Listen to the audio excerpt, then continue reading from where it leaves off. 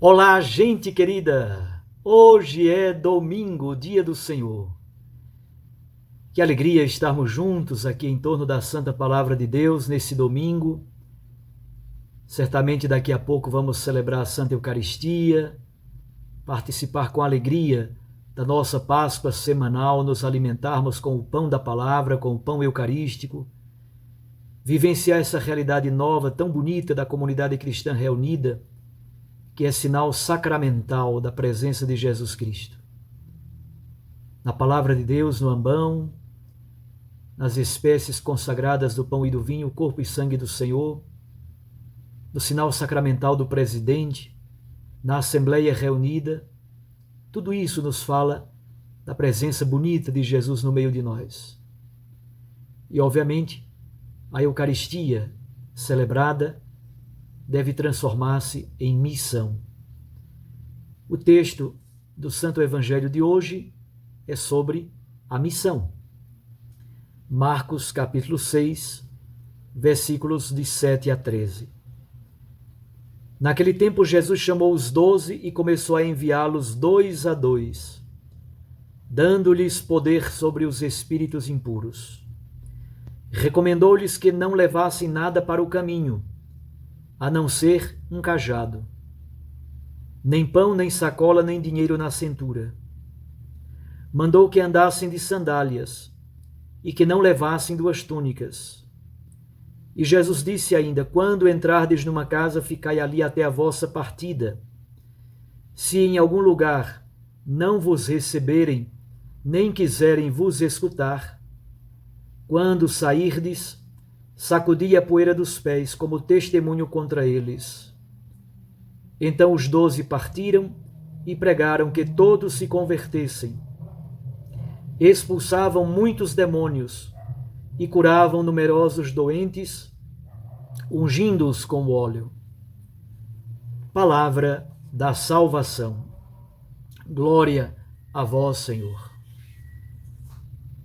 Minhas irmãs e meus irmãos, se nós pudéssemos dizer com uma frase, com uma palavra, uma síntese da liturgia da palavra desse 15º domingo do tempo comum, nós poderíamos dizer que Jesus Cristo, o grande missionário, o profeta do Pai, ele envia os seus discípulos, os seus apóstolos em missão. E a igreja precisa ser uma igreja profética e missionária. Mas, a partir da segunda leitura, que é da carta de Paulo aos Efésios, essa igreja profética e missionária deve fundamentar-se em Cristo, Ele que nos faz santos e irrepreensíveis no amor. Portanto, profecia, provindo sobretudo da primeira leitura do livro de Amós. Missão, provindo sobretudo do Santo Evangelho. E santidade, tema provindo sobretudo da segunda leitura. Estas 3 coisas se unem na liturgia de hoje. Vamos então ver como elas estão organizadas. Olhemos em primeiro lugar para o texto de Amós, no capítulo 7, versículos 12 a 15. Era o tempo do rei Jeroboão II. Amós, na verdade, nasceu no Reino do Sul, em Judá, num povoado chamado Tecoa. Mas ele foi profetizar no Reino do Norte. Como disse, era o período do reinado de Jeroboão II. Um período até de um certo crescimento econômico, um certo desenvolvimentismo. O problema é que esse crescimento econômico, esse progresso, entre aspas, se fez às custas de muito sofrimento dos pobres, dos camponeses, dos trabalhadores. E Amós foi ao santuário de Betel, que era considerado o santuário do rei. Havia naquele tempo santuários oficiais do reino, e Betel era um deles. Dan, lá no extremo norte, era um santuário do rei, e Betel era um santuário do rei. dois santuários importantes do Reino do Norte. Amazias era o sacerdote de Betel. E Amazias fica muito incomodado e sai em defesa do rei e de todos os modos quer expulsar Amós de Betel. É interessante. O sacerdócio do santuário do rei, que fazia exatamente corpo mole, fazia o jogo ideológico para legitimar as ações macabras do rei Jeroboão II, o sacerdote Amazias quer então expulsar Amós do templo do santuário de Betel. A resposta de Amós é muito interessante. É bom também saber que naquele tempo havia videntes ou profetas profissionais. Profetas ou videntes que eram pagos para dar oráculos. E obviamente, como eram pagos, eles ofereciam os oráculos como desejavam aqueles que pagavam pelo oráculo. Então temos duas situações complicadas. Betel é o santuário do rei e os profetas, muitos deles eram videntes, vendidos, que recebiam dinheiro para dar oráculos mentirosos. Amós diz, olha, Amazias, eu não sou vidente profissional, eu não sou profeta de profissão para receber dinheiro para dar oráculo falso.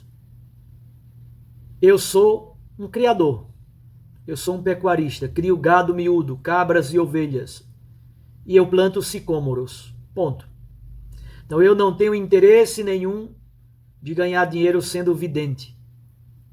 Agora, o Senhor me chamou, e exatamente porque o Senhor nosso Deus me chamou, e Ele me enviou para profetizar, eu profetizo. E vou dizer não aquilo que o Jeroboão II quer escutar, para acariciar os seus ouvidos. Eu vou dizer aquilo que o nosso Deus pede e exige. A conversão e a fidelidade à aliança. O respeito ao direito e à justiça. Libertos de toda idolatria e de toda maldade. Sem exploração dos pobres, dos trabalhadores e camponeses. É isso que Deus manda o profeta Amós dizer. Então, no primeiro momento, na primeira leitura, encontramos a profecia de Amós. E aí chegamos ao profeta Jesus Cristo, no texto do Santo Evangelho. Por pura graça, Jesus chamou os 12 apóstolos no capítulo 3 do Evangelho de Marcos. Marcos 3, de 13 a 19, ali Jesus instituiu os 12 apóstolos. É um grupo marcado por muita pluralidade. Depois, no texto de hoje, Marcos 6, de 6 a 13, Jesus envia estes apóstolos em missão. No capítulo 6, versículo 30, os apóstolos retornam da missão. É interessante perceber o que aconteceu entre o versículo 14 e o versículo 29. Foi o martírio de João Batista.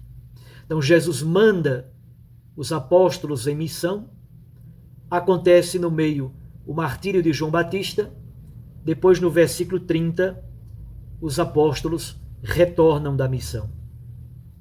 É pura graça, tanto o chamado, a vocação, como também o envio missionário. É pura graça, e essa graça é bênção e generosidade de nosso Senhor Jesus Cristo. Portanto, Jesus, profeta de Deus, envia os seus discípulos, e agora chamamos de apóstolos, porque a palavra apóstolo significa enviado, missionário. Qual é um elemento central então desse texto? A primeira coisa, Jesus associa os seus discípulos à sua mesma missão.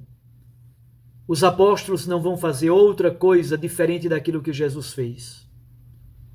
Os apóstolos estão profundamente associados à mesma missão de Cristo. Segundo, ele envia os seus apóstolos 2 a 2, em dupla.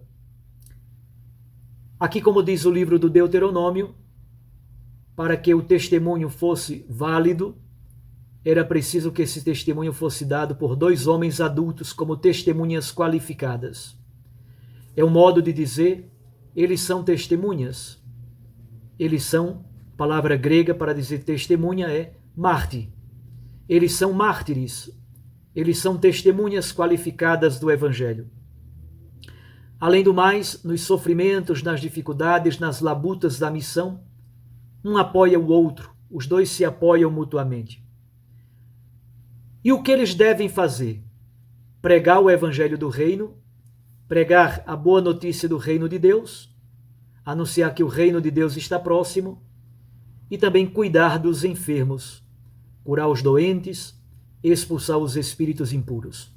A palavra pregada é confirmada pelos atos libertadores e salvíficos. Quarto, as recomendações que Jesus dá são vinculadas a uma experiência de pobreza, de despreendimento e, por isso mesmo, uma experiência de confiança absoluta na providência de Deus. Eles devem levar apenas um cajado, sandálias nos pés e uma túnica.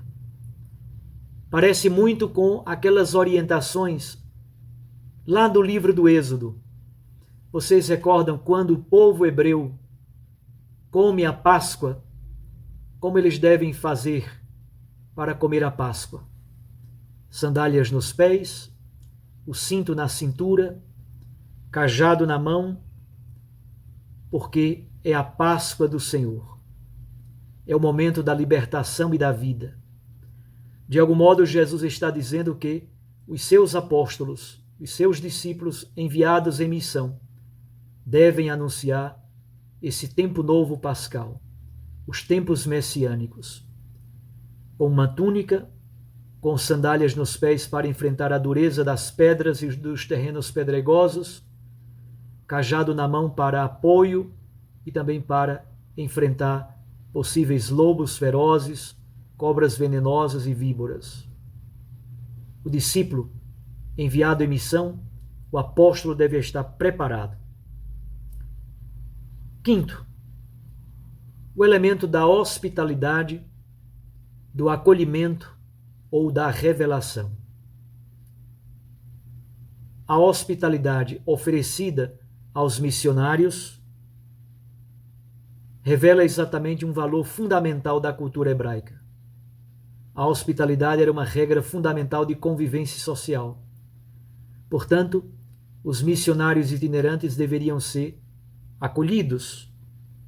Mas Jesus diz que há também a possibilidade da revelação de um outro elemento, a rejeição.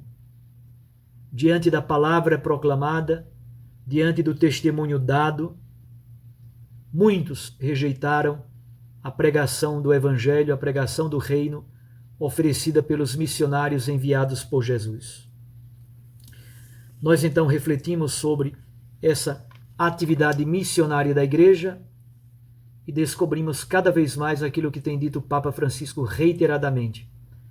Uma igreja profética, uma igreja missionária, mas ao mesmo tempo uma igreja fundamentada em Cristo Jesus, que nos chama para sermos santos e irrepreensíveis no amor. Mas eu gostaria de dizer uma última palavra à luz da profecia de Amós, à luz da profecia da Igreja.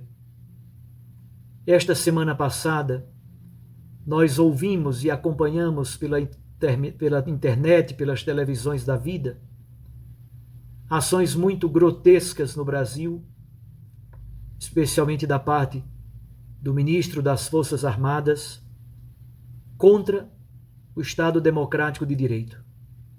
Também o presidente da República pronunciou-se contra o Estado Democrático de Direito, contra o Supremo Tribunal Federal, fazendo acusações levianas em relação às urnas eletrônicas, à lisura das eleições, uma profunda estupidez. Nossa solidariedade, então, ao ministro Barroso, presidente do Tribunal Superior Eleitoral. Nós não podemos embarcar em aventuras autoritárias, absolutamente. O respeito às instituições, o respeito ao Estado Democrático de Direito, o respeito ao Supremo Tribunal Federal, o respeito ao Tribunal Superior Eleitoral. No Brasil, as nossas urnas eletrônicas estão mais do que comprovadamente auditadas, inclusive nas eleições em que o ex-candidato a presidente Aécio Neves perdeu para a ex-presidente Dilma Rousseff, toda a eleição foi auditada. E o partido de Aécio Neves não encontrou nenhuma irregularidade.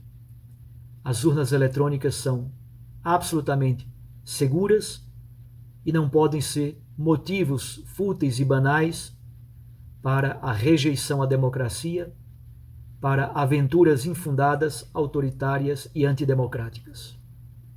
E é muito importante que os cristãos católicos defendam essa postura, a postura da segurança institucional e não de aventuras estúpidas e banais. Um abraço a você.